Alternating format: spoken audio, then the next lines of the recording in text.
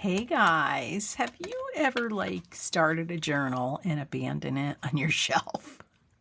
This gorgeous thing has been sitting on my shelf for a year. I did the cover. I think I had just watched like a Louisa Heinzel video and she had a little gal on the front and I was motivated to try it with the staining and the texture, and I don't know why I never put it together. One of the reasons was because I think I dyed some Irish linen for the middle and it turned out so green, kind of like a Kermit green, that I don't know, I just got a little bit discouraged. But it's actually very, very pretty, isn't it? Oh my gosh. So I thought that could be like this. I used distress dyes to actually dye this, and then that could flap over the front. I mean, it's lovely. I don't know why this has been sitting on my shelf. I had actually made a bunch of journal pages to go in these as well. I think I even had all the signatures made, but over the last year, I've chipped away and used a lot of them. They're like stenciled, they're all ready to go. So I'm like, you know what, that's not going to sit on the shelf anymore. This one even has, let's see, what's this? Oh yeah, I did this whole bird thing in here. Look at that, a lot of work. So I am going to put this together. Anyway, I'm going to do a fall journal.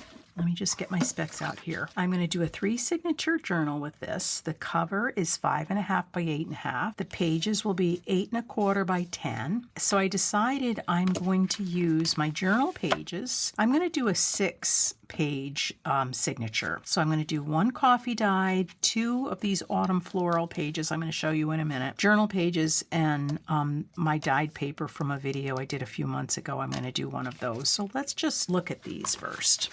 So I'm actually quite excited to do this project. So scrapbook.com was having a nice little sale and I saw this and I'm like, oh my gosh, that's gorgeous. But it's called Thankful and Blessed 12 by 12 paper pad by Nature's Garden. It's Crafter's Companion actually.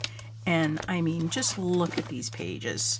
Floral autumn on one and then this gorgeous plaid on the other. I need to get that and I need to make something with it. So we are going to use 2 each in each signature. So those have to be cut down. Love them. Then I have this little packet of beautiful coffee dyed paper from Triple V Vintage. And I've been wanting to break it open and use it. So I'm going to do, just use 3 pieces out of this. Oh, look at that. I didn't even know there was a pumpkin. Okay, we'll be using that one. Oh, look at these sunflowers. Her paper is beautiful. Oh, the wheat. These are amazing. We might be doing more than 1 each of these. I didn't even break that open and look at it yet. I'm going to use this, and this. There's 3. All right, I might stick to that. And then, okay, so 3 of those. Those will have to get cut down. I did a video on dyeing paper. I'll put it in my description, but I used distress ink sprays, oxides. I used stencils, and just was so happy, especially with the stenciled paper. Look at, I put a little gold spritz on there. And in fact, as I was reviewing this today, I'm going to scan some of these and do a little digital for Etsy, my Etsy page, which is called Inspired by Kathleen. So I've chosen a few of those that I would like to use. I've got a little bit of work to do with the journal pages. All I'm going to do is cut these down to size. I'll come back and I'll be back in a couple minutes. Okay, look at these glorious pages. This is gonna be a pleasure to work in. So I have these and I wanted to add a little bit of color to some book pages. So that's the next thing we're gonna do, and I'll just do 1 per signature. So I'm just gonna do 3 of these. So I had made these leaves last year when I did my paper table runner, and I stained them, and they're really pretty.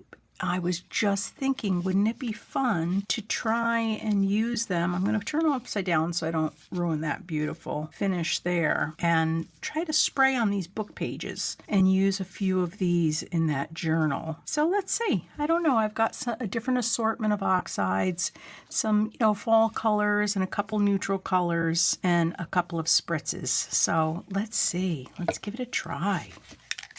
I thought this could be a fun look, because it's going to go through those holes. I didn't have a stencil. Let's do a little bit of antique linen. So again, I'm not sure what this is going to be, but thought we could give it a try. That might be pretty to get just a little bit of that speckled egg in there. And they're curling up a little, and I wondered if that was going to happen. Let's try this. Frayed burlap spritz. Let's see what we got. And I really kind of wanted to, yeah, so that's going to be just what it is. Although I'm probably making the back of these really pretty. It was just an experiment. Okay, that's kind of pretty. I think I would like it better if I had some of the middle's a little bit more defined. Actually, I think I could probably go back in and do that a little bit, right?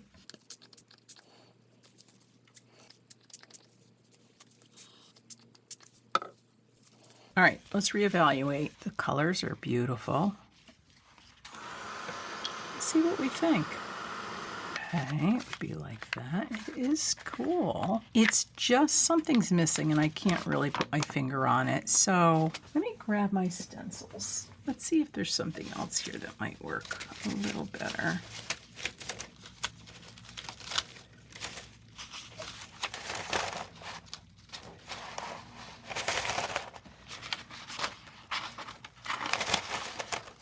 There's leaves.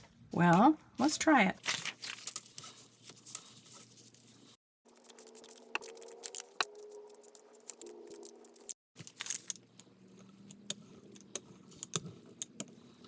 Let's see what we got.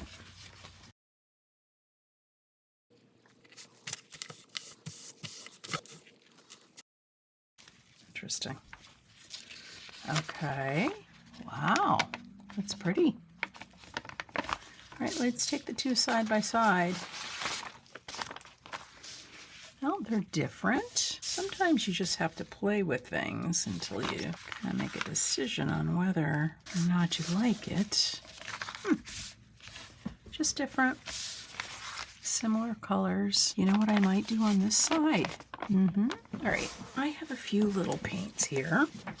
Some gathered twigs, crackling campfire. We've got some speckled egg, brushed corduroy, and old paper.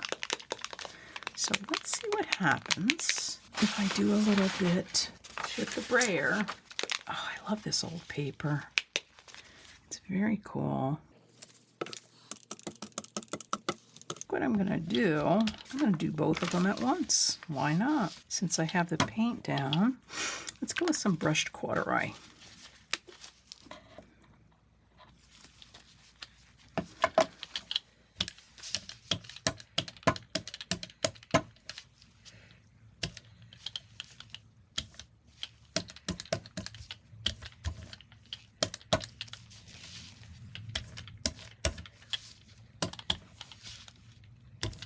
Let's just do a tiny bit of speckled egg.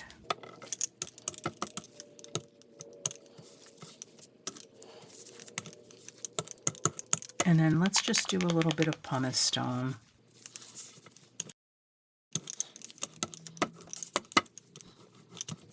All right, let's see what we have. No, that did not go through. Cool. All right, so I think the last thing I'd like to do on these is maybe do a little bit of stamping. I have a couple different things I'm thinking of. This is one of them, just sort of like a cool little stamp. These are an Elizabeth Craft Design stamp. I don't know the name of the actual stamp. I'm going to try this archival coffee first.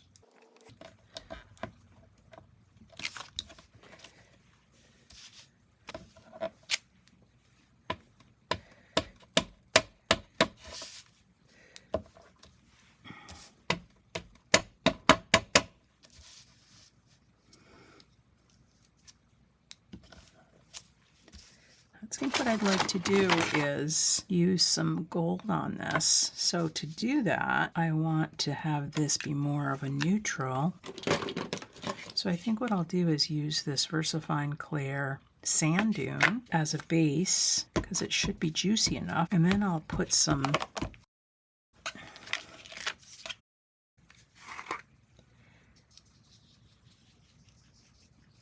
The only thing is, I just want to make sure it's not the stamp. No, it was me. Somehow, see, it kind of doubled a little bit. Didn't feel like I moved it, but that's okay. Let's do this one. Now, that is cool. Yeah. That's very interesting now. Okay, so these book pages, I would say, are a go. All right, so here's this one, a little bit different. So I have to make one more because I've got three signatures and I do want one more. Oh yeah, that is super nice. In fact, where are those other 2 pages? I might add a little bit of that on there. She's getting crazy now, people. She's getting a little crazy. All right.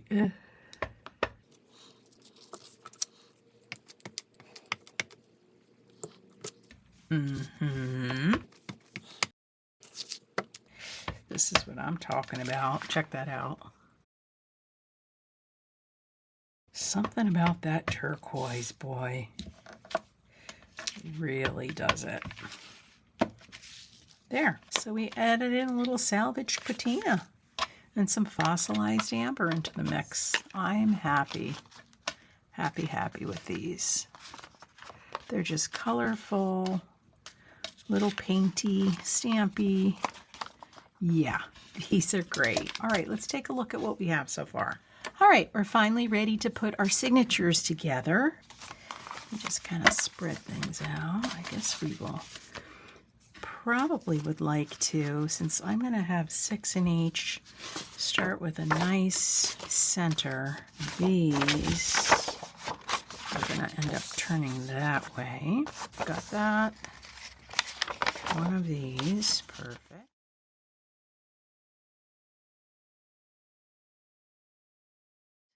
Now what I wondered was, I had thought that maybe I should do 4 signatures. These are pretty bulky. I think I'm going to have to do that. Let's just go ahead and do it. All right, so I have all my journal pages ready. I wanted to show you this. I did some filming of it, but it just was getting too lengthy.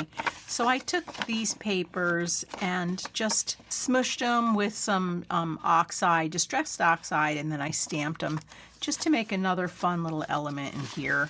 So I just wanted to show you that. The other thing I also did was I tore my dyed papers just to give a little bit of a nice effect there. So I sewed a few of them. I ended up adding 2 coffee stained papers to each one just to have a little bit more journaling space. So I'm actually ready to go. This is crazy, right?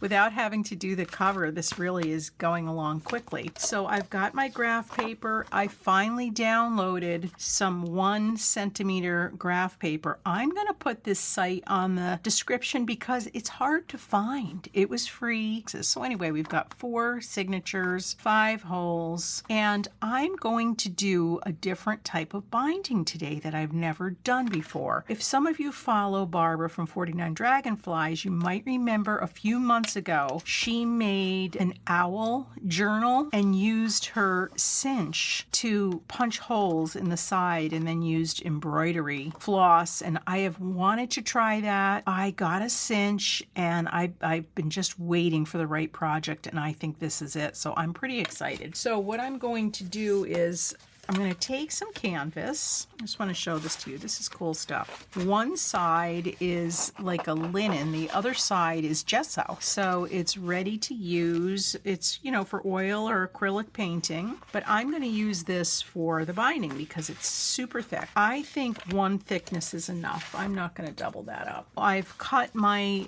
piece of canvas the same size as that. I've picked out some fabrics that I like, and I'm using that green Irish linen for the inside. So let's just go ahead and get this glued on here because this is going to take a little while to dry before we can move to the next step. So I might as well just do this now.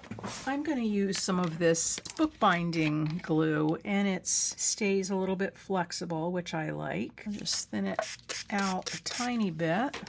I recently got these brushes at Five and Below. I don't know if you guys have those stores near you, but I really like them. I think I'm going to use them a lot. I get these 3 nice brushes for $5, and I think they're perfect for this application. So let's see how it goes. Just going to give this a little stir. So I don't know if it matters which side I put the inside and outside because they're both going to be covered up. The one thing I want to make sure though is I do not want to see any of that canvas poking out, and because of that I might just go at like a tiny bit, like a 1/16 of an inch. I'm going to take off here because I really don't want any of that peeking through. I will be sewing around this after it's dry. So let's go ahead and put this on here.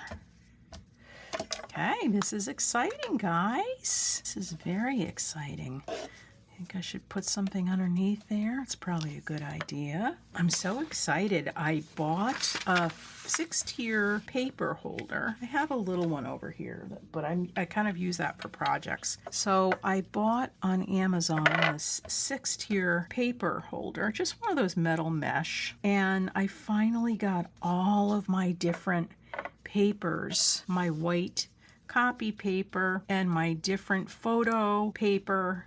And what I did was cut off the label and taped it to the side of the tray. So now I just had them like underneath my printer, and they were hard to find and always wondering if I was grabbing the right thing. And oh my gosh, little things like that make such a huge difference. I am so excited about my new little shelf for my paper. Everything is where it's supposed to be, and I know exactly when I reach for it what I'm getting, because sometimes it's hard to tell the difference between 24 and 28 pound.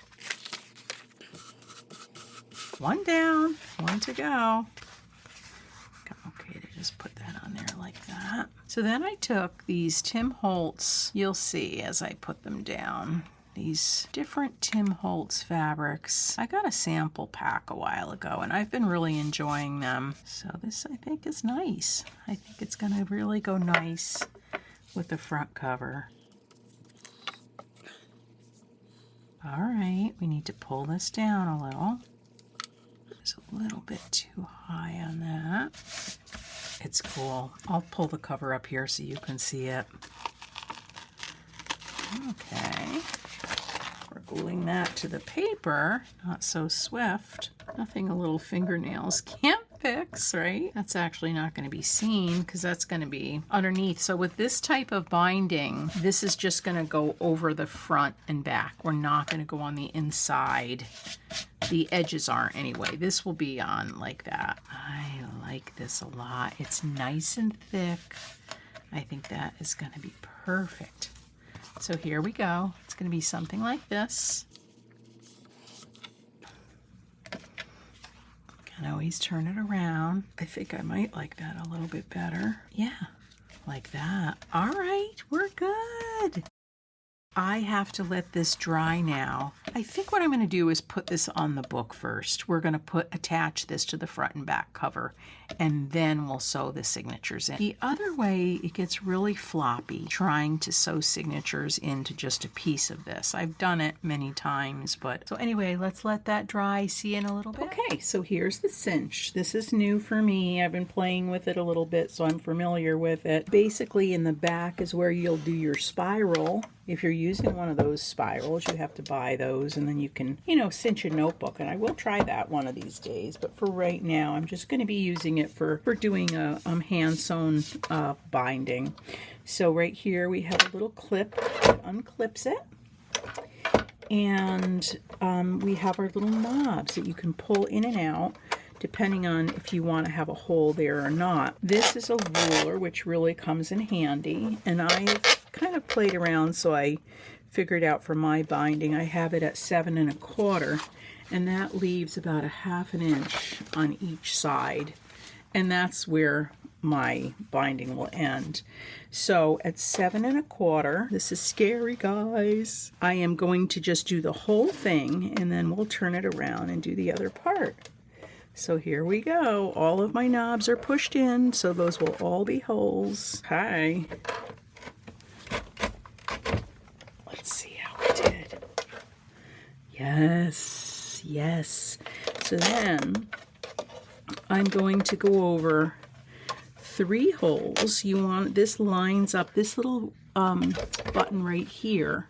You can see, pushing that up and down, it locks the last hole into place so you can re-punch and everything will be lined up. So I'm going to put it at 3 because that's where I did my little sample, and I would always suggest doing a sample first, and then I'm pulling these little knobs. If I pull this out, that last hole will not go through. So in theory, based on what I did, this should work. So here we go.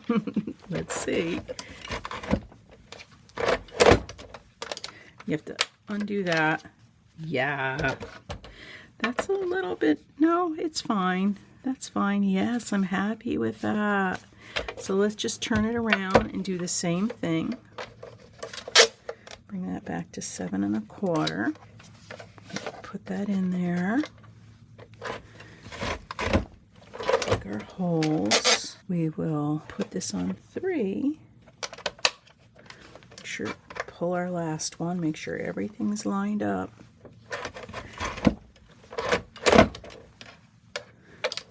Undo the release, and there you go. Oh guys, that makes me happy. Now that is pretty close to the edge there, and I'm not sure. I had it pushed in all the way, but I guess I must not have. Unless, oh, you know what? I bet you that was cut. I trimmed it, and I bet you anything. Yep, absolutely, that was my fault. But I think it's okay, because what we're going to do is we're going to glue this to the rim of the book plus sew it. So I think we're okay. Okay, I just finished sewing this. It's really looking pretty good. We've got our signatures all set to go. I decided to make this a 2-part video series. Next time we get together, we will glue and sew this to the covers and then sew our signatures in. So anyway, thanks for watching, guys. I hope you're enjoying this series. Let me know in the comments. Appreciate your time. Bye. Love you.